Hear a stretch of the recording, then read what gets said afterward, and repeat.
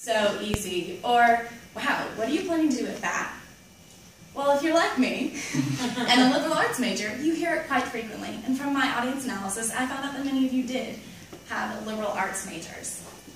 I found out that liberal arts majors aren't really valued as much as math and science majors, and for many that can be very frustrating. They say we do the easy route, or maybe we don't know where we're going.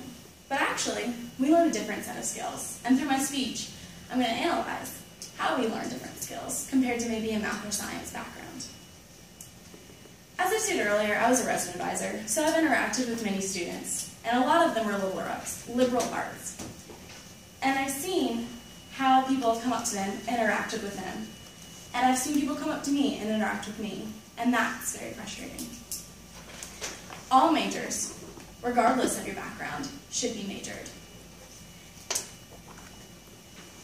And to show this, I will discuss the history of how liberal arts majors were not being supported compared to math and science, why it continues today, and why this unequal treatment needs to stop. So to begin, let's talk about a little bit of history. There has been bias support that has a deep-rooted history in our education, and I found out that it started around the 1950s to early 1960s. And if many of you remember, this started the Cold War with the Soviet Union, as well as the arms race. The New York Times stated that because of the creation of Sputnik by the Soviet Union, the U.S. was seen as not very science and math driven, that we had fallen far compared to many other countries. She stated that this Cold War was being fought with side rules and not rifles, so our ideals had to change, and therefore our policies about education had to change, and they became geared toward more math and science. So, Congress in 1958 passed a National Defense Education Act, which created more college scholarships to help aspiring scientists and mathematicians. So now that we've looked at a tiny bit of history, I'm going to show you a little bit of how the history has affected our current state. If any of you have followed the last few years in our legislative department, Common Core initiative has begun for our public schools. Common Core is set off for critical thinking, problem solving, and analytical problem solving. Now when you think about those words, what do you think about? I think about math and science. However, this program was geared towards both math and science and English language arts. But the wording towards their initiatives is very confusing to me. It's saying like, okay, well, you can have your language arts, you can have your English, but it's not going to be as valuable, and we're going to teach you how to problem solve. And I'm not saying problem solving isn't, helpful. It is. We all need it in our lives. But it seems to show that math and science is more valued than the liberal arts. Parents have become confused by the Common Core initiative.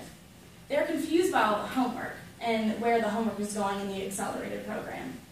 Other people have commented on the Common Core by stating that NC received $44 million to have this program geared towards to receive money from the federal government for a program that isn't very helpful.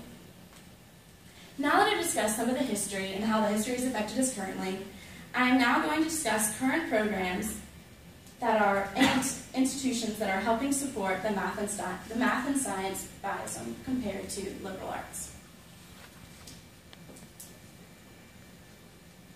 These programs, since have been created, have hurt certain concentrations like English, psychology, and communications, the class we're in now. And even some of our educational institutions seem to go with our government in saying that your math and science departments should be more valued. Many of you have heard about STEM. STEM stands for the Science, Technological, and Engineering Math Education, and they stand for Skills and Knowledge for Student Success. Again, these are more geared towards the math and sciences, and we don't have very many programs supporting those who choose to study English and liberal arts. President Obama, in an article from the Department of Education, also supports the STEM program creation. In his 2015 budget, he has allocated $170 million just for STEM, just to promote math and sciences. just for teachers who teach math and science, and just for students who have found out maybe they're a little bit better than math and science. And that money doesn't really get to go to those English teachers for training or anything like that, who are teaching your kids, who are teaching them how to eloquently converse and communicate their ideas on thoughts and paper. This almost seems backwards to me. Now, at my time at UNC Charlotte, I've talked to many engineers. I also have brothers who are engineers. And from what I've seen, UNC Charlotte tends to play favorites towards the math and science department. Each year, from having conversations with certain engineering students, they receive 250 pages of free printing. As an English major, I would appreciate 250 pages towards my, on average, 15-page papers. Paper is expensive, ink is expensive, going to the library is expensive, and so it's frustrating to know that I could pay the same tuition and I come to the same school, but I don't receive as many benefits as other students receive because I'm not math and science. Also, as we have seen, a beautiful section of campus has been built in the last few years. The engineering side of campus, as we refer to it most often.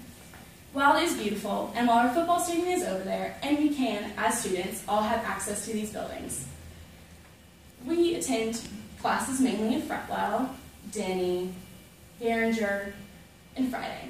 Typically older buildings where the systems don't really work. Being cramped in classrooms with maybe newer desks is frustrating as a student here to know that I am not as valued, and maybe you guys towards the university may not be as valued. So now that I've discussed some of the history that has gotten us towards the math and science geared departments, and I have discussed how governments and institutions are geared towards helping more of those with math and science degrees, I'm going to tell you why you are valued as a liberal arts major, why you matter to this university, and why you will matter with your future and in your future workforce. Liberal arts learn a different set of skills.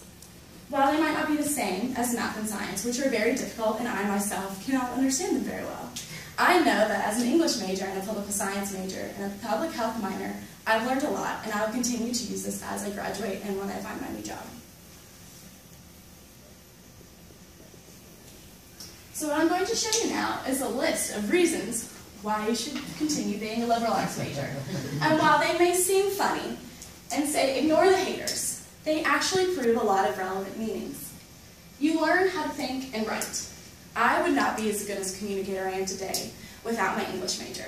And as you think you're prepared in high school, you're really not. You need those professors there to show you how to speak and how to write. You learn to explain and sell an idea. You don't have to be a business major to talk or to sell something. You can be an English major, you can be any major, you can be a psychology major, you can be a communications major, anything. It pays off in the long run. So what I found in a Forbes article is that the majority of people who do graduate with a liberal arts degree are satisfied with life. They enjoy it, they enjoy their job, and they make at median or above median income. In a Business Insider article, it states that humanities are around the same unemployment rate. So a humanities major is around a 9% unemployment rate, while computer science majors are at a 9.1%. Now what we've learned through our time in college here is that these should not be the same. That as a computer science major, you should be making more money and have a job immediately out of college. This isn't true. And it stated that all majors are at a 7.9% unemployment rate. Going back to the Forbes article, they stated, you can do anything. You can take this degree anywhere, work anywhere, and do what you want. And they were quoted as in the Association of American Medical Colleges that 51% are accepted with a humanities major. So you can get in with any kind of humanities major to a medical university to get your medical degree and practice medicine. They stated that 45% were accepted at social sciences. And I must also state that these percentages were all relatively the same. That you could come in with a bio degree, but you had the same acceptance rate with a humanities degree. The American Bar Association also agreed with the AANC. They said they can teach you pretty much. So I've stated how valuable you are, and I've stated how the government and institution might play favorites, and throughout history, and even presently, you are not favored. So the next time somebody says to you, your major is so easy, what are you going to do with that? Just remind them, like, I know I'm going somewhere, and I know I have just as good as a job prospect as anybody else.